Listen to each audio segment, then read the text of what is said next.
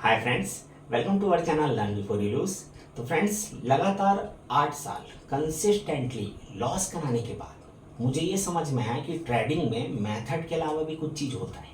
वो चीज़ क्या है? वो है साइकोलॉजी। उसके बाद 2 साल, लगभग 2 साल लगे इस साइकोलॉजी को ठीक करने के लिए। तो इस ये मैंने कैसे ठीक किया, कैसे मुझे समझ आया, क्या क्या हुआ, तो इसमें उपनिषदों का ही मतलब सबसे बड़ा क्या बोलूँ, उपनिषद ही हैं जिनके थ्रू मुझे साइकोलॉजी पे महारत कैसे अपन हासिल कर सकते हैं। आपकी साइकोलॉजी बहुत स्ट्रांग हो जाएगी और इसका ट्रेडिंग में आपको जो बेनिफिट होगा ना, उससे 10 गुना ज़्यादा बेनिफिट आपका जो पर्सनल इमेज है, आपकी सोसाइटी में आपका जो इमेज है उस पर होगा।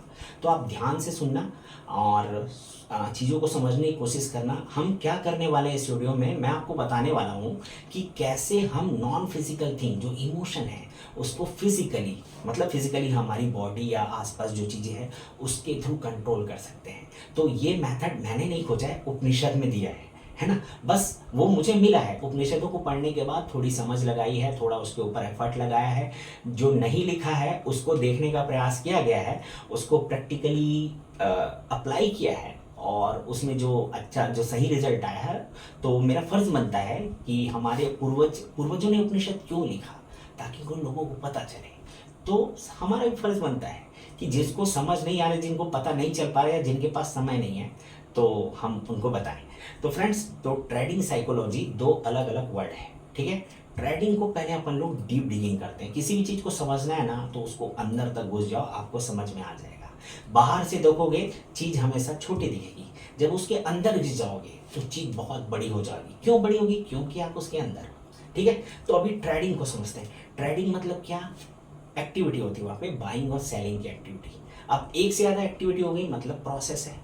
प्रोसेस होगा तो अपने आप को कंप्लीट करेगा, सर्कल में होगा, ठीक है, ये अलग डायरेक्शन है। पर प्रोसेस है तो उसमें 2 साइड्स होंगे, ठीक है ना। तभी तो वो मूवमेंट हो रहा है, प्लस और माइनस, तभी तभी तो वहाँ पे कुछ हो रहा है। नहीं तो अगर इक्वलाइज है या जीरो स्टेट होगा तो मूवमेंट ही नहीं होगा। तो प्रोसेस है तो मूवमेंट है, तो 2 साइड है। 2 साइड क्या क्या है? बाइंग और सेलिंग, अपोजिट। अगर 2 साइड है, वो भी डायरेक्शन क्या है उनका? अपोजिट। अपोजिट मतलब 180 डिग्री एंगल, ठीक है। अब 180 डिग्री एंगल अपोजिट कौन खड़ा होता है ना। मतलब ये it's a kind of war situation. War, war में क्या इंपॉर्टेंट होता है? वार में 2 चीजें इंपॉर्टेंट होती है। एक होता है फिजिकल स्ट्रेंथ, दूसरा होता है mental strength. Physical strength trading में क्या है? फिजिकल स्ट्रेंथ है मनी, और दूसरा आपका मेथड, आपका ट्रेडिंग मेथड पूरा फिजिकल है। आप फिजिकल चार्ट को देखते हो, नंबर को यूज करते हो, उसके बाद मेथड कैलकुलेशन करते हो और आप ट्रेड निकालते हो, पूरा फिजिकल है। अब मेंटल जो फिजिकल नहीं है। अब आप समझना, जैसे आप समझना धनुष और बाण, ये क्या हो गया? आपका मेथड है। पर इसको सेम मेथड को कोई दूसरा यूज करेगा, अलग उसका प्रॉफिट आएगा। सेम मेथड को, क्योंकि आप समझना, आप किसी से सीखते होगे, 10 लोग एक साथ मिलके सीखते होगे, सबको प्रॉफिट सेम नहीं हो सकता, क्योंकि गेम ही ऐसा है। गलती मेथड की नहीं है ना, आपकी है, गेम ही ऐसा है, ठीक है।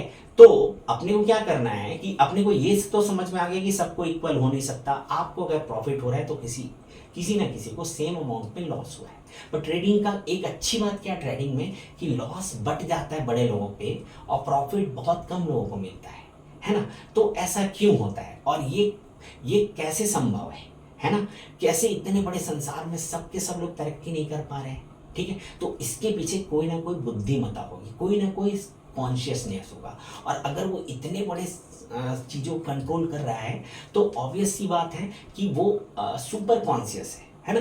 तो अभी आप समझना, यहाँ पे काइंड ऑफ वॉर सिचुएशन, तो मेंटल फिजिकल स्ट्रेंथ के तो आपका मेथड हो गया और आपका मनी हो गया, ठीक है। मनी मैनेजमेंट नहीं बोल रहा हूँ, सिर्फ मनी। मनी मैनेजमेंट क्या हो जाता है? मेंटल स्ट्रेंथ हो जाता है। मेंटल स्ट्रेंथ अब मतलब आपका साइकोलॉजी से रिलेटेड हो गया। क्यों? क्योंकि मेंटल मतलब बुद्धि, मेंटल यहाँ पे बुद्धि हो रहा है। बुद्धि क्या होता है? 4 से मिलकर बना होता है। क्या? मन, बुद्धि, चित्त और अहंकार, ठीक है। 4 से मिलकर बना होता है। अब यहाँ पे मन सबसे इंपॉर्टेंट चीज है, चित्त और अहंकार अलग चीज है। उसका भी ये जो आपका वो फिजिकल मेथड जब आप यूज करते हो तो उसमें आपका अहंकार और चित्त वहाँ पे बैलेंस हो जाता है, और बुद्धि, ये तीनों बैलेंस हो जाता है। बचता क्या है? मन, है ना। मन क्यों ट्रेडिंग में साइकोलॉजी इंपॉर्टेंट क्यों हो जाती है, पहले तो ये समझना पड़ेगा। अब साइकोलॉजी क्या है? मन का विज्ञान, विज्ञान मतलब विशेष, विशेष मतलब कुछ खास, वी मतलब स्पेशल और शेष मतलब कुछ, तो कुछ खास ज्ञान, कुछ खास ज्ञान, स्पेशल ज्ञान। ठीक है, तो स्पेशल होगा तो ऑब्वियस सी बात है, ऐसा नहीं बोलूंगा स्पेशल है तो सबको पता नहीं होगा, सीक्रेट नहीं होता स्पेशल। स्पेशल क्या होता है, बहुत अंदर होता है, बहुत डीप में होता है, उस तक जाना बहुत टफ होता है, बस इसीलिए वो स्पेशल होता है। ठीक है, तो विशेष ज्ञान, किसका विशेष ज्ञान, मन का। मन ही क्या है, हाँ, उपनिषदों की परिभाषा के अनुसार इंद्रियों के मेल से बना जो अभौतिक शरीर है वही आपका मन है, जो एक्सपीरियंस करता है, जो झेलेगा, है ना। क्या झेलेगा ये, सुख या दुख झेलेगा। अब देखो सुख या दुख क्यों झेलेगा, ट्रेडिंग के प्रोसेस में हमारा मन सुख या दुख क्यों झेलेगा, क्यों, क्योंकि इसमें प्रॉफिट एंड लॉस होगा। अब यहीं पे देखना, यहीं से संपर्क होता है अभौतिक का भौतिक से, सुख और दुख कनेक्ट हो गया प्रॉफिट एंड लॉस से। ठीक है, यहां तक अपन समझ लिए। अब थोड़ा सा आगे और चलते हैं। अब देखो प्रॉफिट एंड लॉस, सुख एंड दुख, यहाँ पे क्या हो रहा है, हमारा मन, साइकोलॉजी का स्टडी कर रहे हैं हम लोग, हमारा मन क्या है, अभौतिक है। क्या एक्सपीरियंस कर रहा है, सुख और दुख, वो क्या है, अभौतिक। क्यों एक्सपीरियंस कर रहा है, प्रॉफिट एंड लॉस के कारण, वो क्या है, भौतिक, है ना। मतलब non physical things experience non physical thing, है ना। वो एक्सपीरियंस कर रहा है, नॉन फिजिकल टाइप का कोई चीज़ है वो एक्सपीरियंस कर रहा है, क्यों, फिजिकल चीज, फिजिकल एक्टिविटी के कारण। ठीक है, अब ये भौतिक और अभौतिक के बीच का संबंध अगर उपनिषदों के अलावा किसी और कहीं गहराई से, तो मुझे नहीं लगता, हालांकि मैंने सारी चीज़ें पढ़ी नहीं है, उपनिषद ज़्यादा पढ़ा है, पर उसको पढ़ने के बाद ऐसा लगता है कि इसी को पहले पूरा अच्छे से समझ जाओ, है ना। अभी हालांकि बहुत चीज़ों से साक्षात्कार होना बाकी है, पर जो ट्रेडिंग में मेरे को बेनिफिट दिया, जिसके कारण मेरे को प्रॉफिट बना, और हमारे पूर्वजों ने अगर छोड़ के गया तो मेरा ही फर्ज बनता है कि मैं भी बताऊँ सबको। ठीक है, भौतिक अभौतिक संबंध। अब मेरे को क्या हुआ, 8 साल बाद तो ये समझ में आया कि साइकोलॉजी का इंपॉर्टेंस है। उसके बाद 2 साल लग गए लगभग उपनिषदों को पढ़ने में। उसके पहले सबसे पहले क्या करना पड़ा, ट्रेडिंग टोटली स्टॉप, इतना स्टॉप, क्योंकि आपको इंटरेस्ट पहले हटाओ, इंटरेस्टिंग क्या है ना, पहले उसको देखो, तो इंटरेस्ट को पहले समझना पड़ेगा। तो हम लोग गए उपनिषद की को पढ़ने में। ठीक है, अभी अब समझना प्रॉफिट लॉस क्या है। प्रॉफिट लॉस क्या है, प्रॉफिट लॉस है परिणाम। परिणाम किसका होता है, कर्म का होता है। कर्म क्या करते हो आप स्टॉक मार्केट में, ट्रेड करते हो। ट्रेड क्यों करते हो, प्रॉफिट लॉस के लिए, बट प्रॉफिट लॉस क्या, फ्यूचर एक्सपेक्टेशन के साथ। बस यहीं पे गेम स्टार्ट हो जाता है। देखो हमारा जो रियल साइंस, मॉडर्न साइंस, आज का साइंस क्या बोलता है, रियल साइंस तो पुराना है, आज का साइंस क्या बोलता है कि कोई भी चीज़ प्लस या माइनस नहीं होती, है ना। WD गैन ने भी अपने स्टेटमेंट में कहा है कि there will be always positive and negative, major and minor. तो वही बात यहाँ भी बोल रहे हैं कि अगर आप फ्यूचर सोचे ना तो पास्ट ऑटोमेटिकली कनेक्ट हो जाता है। क्यों, आप फ्यूचर के बारे में क्या, क्यों ट्रेड कर रहे हो, कुछ तो कैलकुलेशन कर रहे हो, कुछ तो कर रहे हो, कहाँ से आ रहा है वो कैलकुलेशन, पास्ट से आएगा। ठीक है, हो सकता है प्रेजेंट से भी आप कैलकुलेट कर रहे हो, तो आप फ्यूचर एक्सपेक्टेशन करोगे नहीं ना, क्योंकि आप प्रेजेंट में ही रहोगे, तो आपको फ्यूचर का इंटरेस्ट ही नहीं रहेगा। तो अगर आप फ्यूचर के बारे में सोचें तो पास्ट ऑटोमेटिकली कनेक्ट हो जाता है। ठीक है, अब यहीं पे अपने को इसी चीज को ब्रेक करना है। जो लोग इसमें महारत हासिल कर लिए हैं, जो अपने फ्यूचर एक्सपेक्टेशन को पास्ट के रिजल्ट के साथ कनेक्ट नहीं करते हैं, उन्हीं का मतलब उनका साइकोलॉजी स्ट्रांग हो गया। ठीक है, अपने को वही स्ट्रांग करना सीखना है। तो अभी प्लस और माइनस में थोड़ा सा और डीप डिगिंग करते हैं।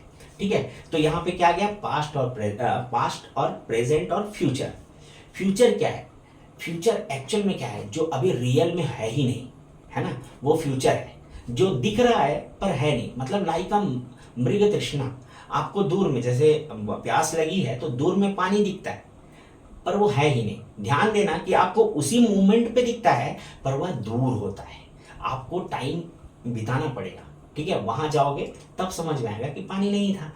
तो मृग तृष्णा मतलब भविष्य की चाहत ही आपको आपके भूत से जोड़ती है, क्योंकि आप भविष्य में क्यों, आप बेटर बनना चाहते हो, हमारा डिजाइन ही ऐसा है, इम्प्रूव करना चाहते हैं हम। जड़ से चेतन हुए, चेतन से कौन से मतलब इम्प्रूव ही होते गए, तो हम इम्प्रूव करना चाहते हैं अपने आप को।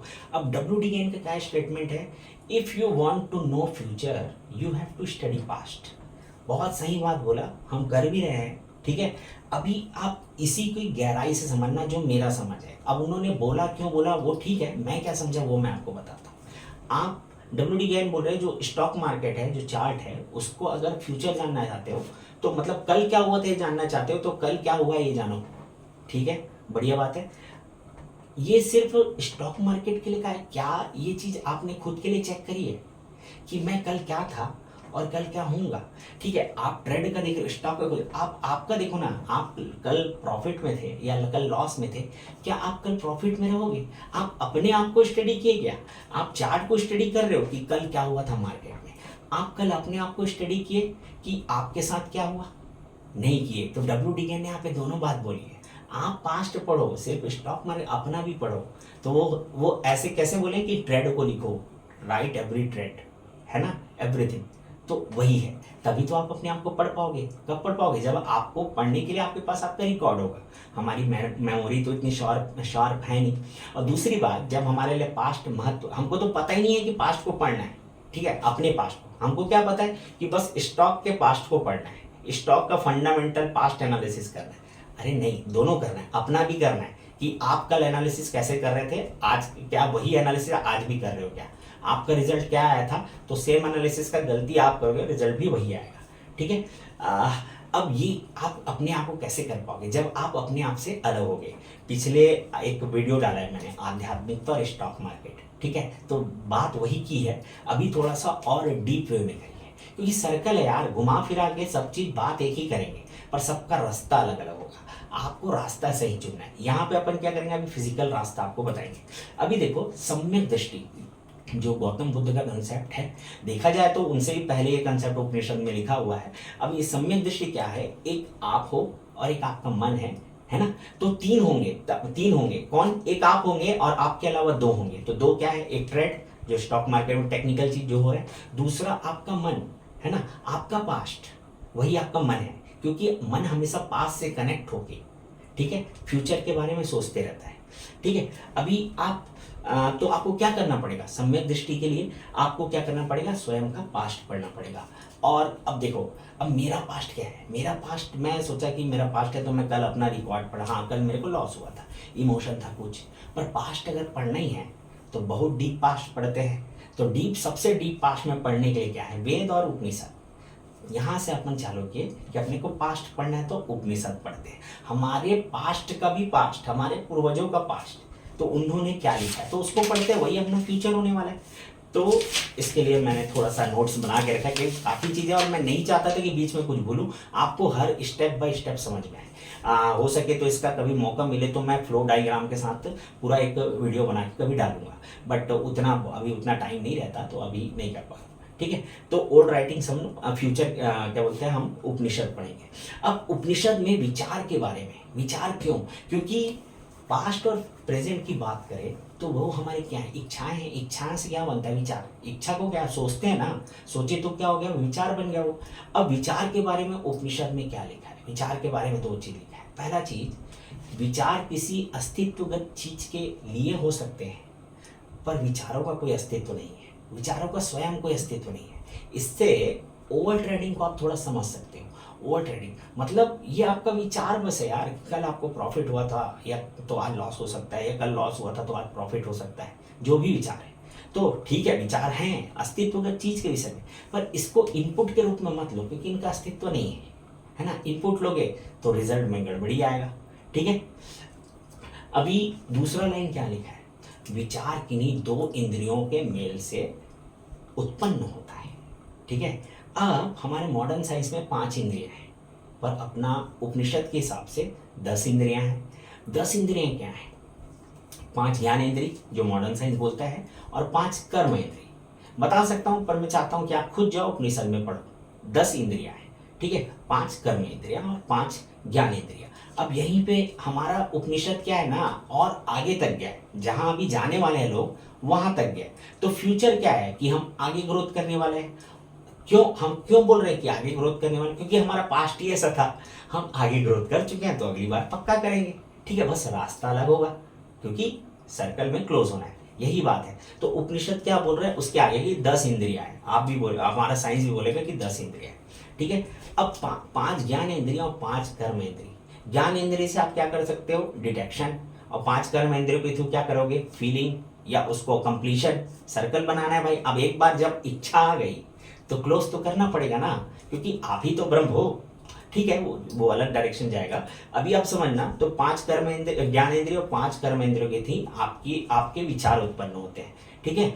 अभी अब उपनिषदों में 10 इंद्रिय, यहाँ तक इस चीज को स्टॉप करते हैं और उपनिषदों को थोड़ा और पढ़ते हैं। उपनिषदों में क्या बताया, उपनिषदों में बताया कि हमारे 33 देवता होते हैं, है ना, 33 देवता। अब 33 देवता कौन कौन से हैं, उसमें 33 देवता हैं। 11 रुद्र, ठीक है, 11 रुद्र, 12 सूर्य। अभी 12 सूर्य का मतलब क्या आप समझना, 12 सूर्य मतलब 12 महीने। आपको लगता है कि सूर्य चेंज नहीं होता, पर अब आप थोड़ा सा सोचो, हर महीने आपको गर्मी में आपको फील में समझ में आता है, एसी का टेम्परेचर में चेंज आता है, पंखा है ना चालू करना बंद करना, कूलर यूज करना, इसमें महीने 2 महीने चेंज आते रहता है। तो हर महीने सूर्य चेंज होता है। तो ये हमारे देवताओं में से, क्योंकि इनसे हम इफेक्ट हो रहे हैं। ठीक है, तो 11 रुद्र 12 सूर्य। 11 रुद्र को लास्ट में बताऊंगा, क्योंकि इसी में ही गेम है, इसी में ही हमको फिजिकल वे मिलेगा इमोशन को कंट्रोल करने का। ठीक है, 6 तत्व हैं, पृथ्वी आकाश वायु, उसमें एक और स्वर्ग भी जोड़ा गया है। 3 लोक है, इनको मिला के एक ही देवता बोला है। 3 लोक, भू भू स्व, और एक अन्न मतलब जिसके थ्रू हमको प्राण मिलते हैं, है ना, ऊर्जा मिलती है। और प्रजापति और इंद्र को कभी बाद में एक्सप्लेन करेंगे, या उनका जरूरत जहाँ पड़ा होगा तो उसको बाद में बताएंगे। अभी आप समझना, तो ये 33 देवता में 11 रुद्र मतलब भगवान शिव। अब आप समझो, अब आप भगवान शिव को इमेजिन करो, है ना, भगवान शिव हमेशा ध्यान मुद्रा में रहते हैं। किसने बताया कि भगवान शिव ध्यान मुद्रा में रहते हैं, किसने बताया, पूर्वजों ने बताया, पहले हमारे मम्मी पापा, उनको इनके पहले बताया। अब बोलो, अगर आपको नहीं पता है और किसी इंसान को, क्योंकि भगवान शिव को तो हमारी तरह ही दिखता बताया है, कोई इंसान ऐसे ध्यान अवस्था में बैठा है ना, जिसको हम ध्यान अवस्था में होते, तो ऐसी कौन सी बात है आप जो उसके बारे में बोल रहे हो कि वह क्या प्रेजेंट क्या है, क्योंकि हमको वर्तमान जानना है, क्योंकि पास्ट और फ्यूचर का ही तो प्रॉब्लम है। तो प्रेजेंट, तो हम भगवान शिव को देखिए क्या लगा, वह ध्यान कर रहा है। अगर ध्यान नहीं कर रहे हैं तो क्या कर रहे होंगे, है ना।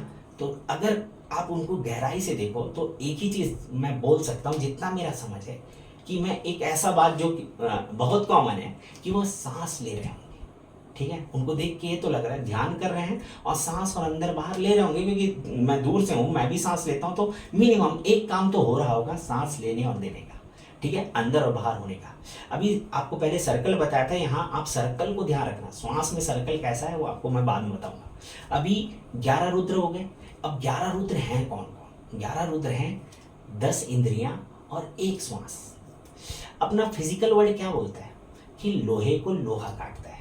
अब अपने क्या करना है, इमोशनल चीज को फिजिकली हैंडल करना है ना, क्योंकि कि अपने को कनेक्शन है तभी हम हैंडल कर सकते हैं। कनेक्शन क्या था, प्रॉफिट लॉस, सुख दुख का, ट्रेडिंग में खासकर, है ना, प्रॉफिट लॉस सुख दुख। अब 10 इंद्रियां, अब हमको क्या करना, लोहे को लोहा काटता है, तो किसी एक इंद्री की इच्छा को काटना पड़ेगा, तो हमको दूसरी इंद्री को लाना पड़ेगा, उसी की तरह की इच्छा, तभी तो लोहा से ही लोहा काटेंगे। पर हमारी कोई भी इंद्रियां डबल नहीं है, यही प्रॉब्लम है। ठीक है, तो 10 की 10 इंद्रियां, 5 ज्ञान इंद्रियां और 5 कर्म इंद्रियां, तो 10 की 10 इंद्रियां, कोई है ही नहीं एक इंद्री की चीज को कोई दूसरी इंद्री काट सके, टेक्निकल पॉसिबल नहीं है फिजिकल वर्ल्ड में। ठीक है, पर 11 देवता कौन है, 10 इंद्रियां और 1 श्वास। श्वास ही एक ऐसा चीज है जिसमें प्लस और माइनस दोनों है। ठीक है, एक श्वास अंदर जाती है और एक सांस बाहर आती है, बस यहीं पे श्वास ही एक ऐसा चीज है जिसमें प्लस और माइनस दोनों है। तो श्वास, और ये है क्या, फिजिकल।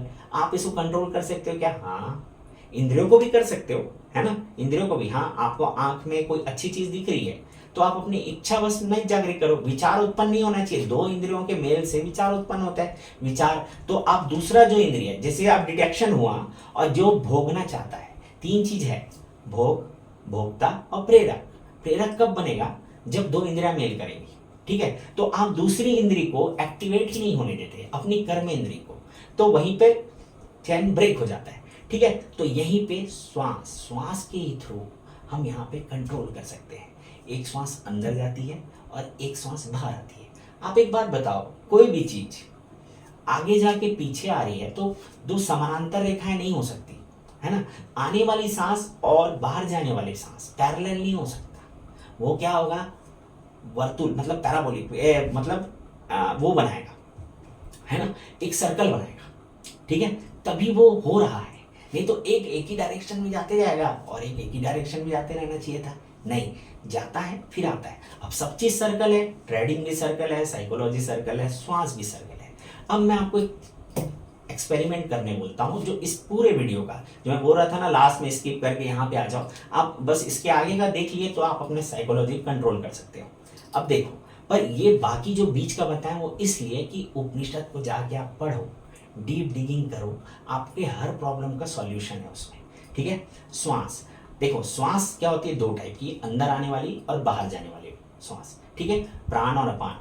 उपनिषद वाली बात पे नहीं जाते, जितना हमारा मॉडर्न साइंस अभी तक सीखा है उसके उतने ही शब्दों में बात करते हैं। अब आप एक काम करो, उपनिषदों में क्या लिखा है ना, आप जब भी सांस लेते ही कोई इच्छा कर सकते हो, सांस को छोड़ते वक्त आप कोई इच्छा नहीं कर सकते, उपनिषदों में लिखा है।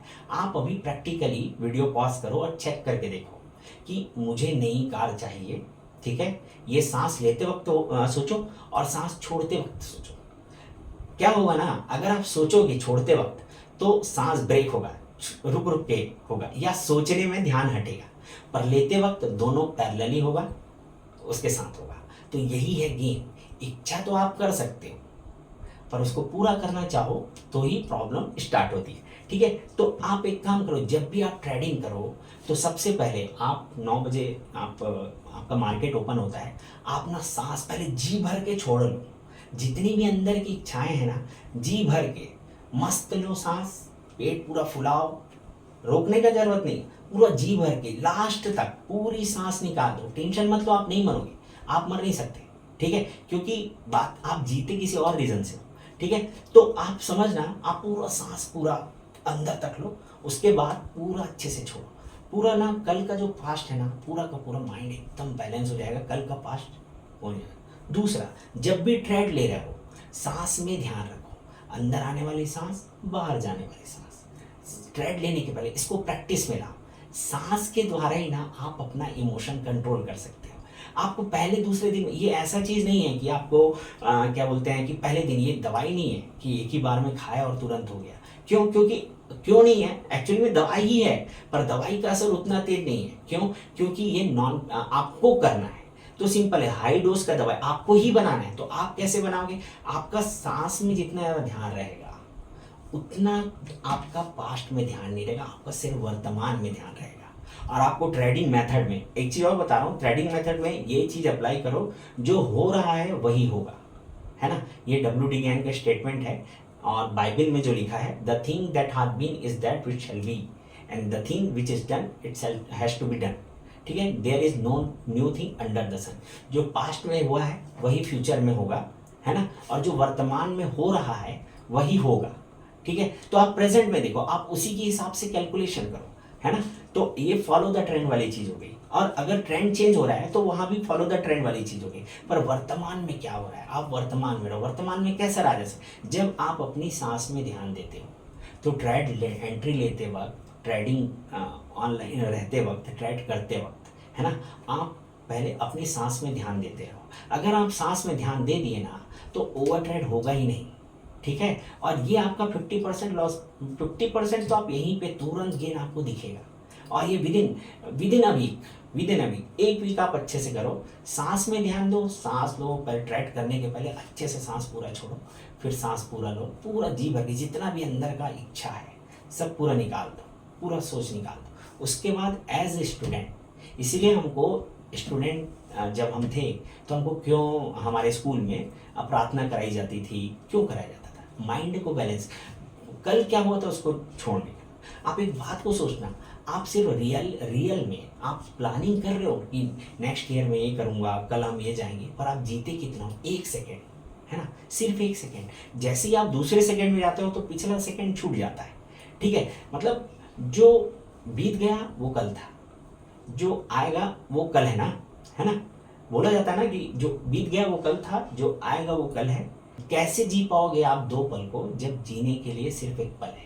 ठीक है फ्रेंड्स, तो नेक्स्ट वीडियो में हम आपको कुछ और नया ज्ञान, कुछ और नई चीज़ें जो हमने सीखी है वो आपके साथ शेयर करेंगे।